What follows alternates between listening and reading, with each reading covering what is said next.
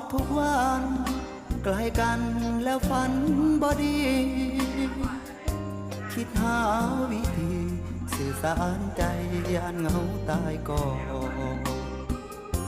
บ่เลือกเวลาแม้แต่วันพระยังอยากอวยพรเพราะใจเฝ้ารอเทศกาลบ่ไหว